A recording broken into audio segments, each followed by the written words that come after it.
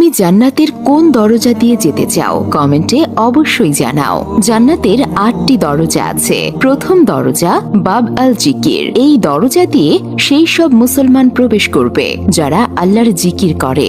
দ্বিতীয় দরজা বাব আল ইমান। এই দরজা দিয়ে সেই সব মুসলমান প্রবেশ করবে যাদের আল্লাহর উপর প্রকৃত ইমান আছে। তৃতীয় দরজা বাব আল কাজিমিন। এই দরজা দিয়ে সেই সব মুসলমান প্রবেশ করবে যারা রাগকে নিয়ন্ত্রণ করতে পারে এবং অন্যদের ক্ষমা করে। চতুর্থ দরজা আল হজ। এই দরজা দিয়ে সেই সব মুসলমান প্রবেশ করবে যারা আল্লাহর সন্তুষ্টির জন্য হজ করেছে। পঞ্চম দরজা আল রায়ান। এই দরজা দিয়ে সেই সব মুসলমান প্রবেশ করবে যারা আল্লাহর জন্য রোজা রাখে। ষষ্ঠ দরজা আল সাদাকা। এই দরজা দিয়ে সেই সব মুসলমান প্রবেশ করবে যারা আল্লাহ তাআলার সন্তুষ্টির জন্য দান খয়রাত করে।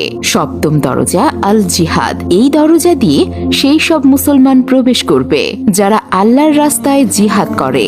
অষ্টম দরজা আল সালাত। এই দরজা দিয়ে সেই সব মুসলমান প্রবেশ করবে যারা নামাজের ব্যাপারে নিয়মিত ছিল।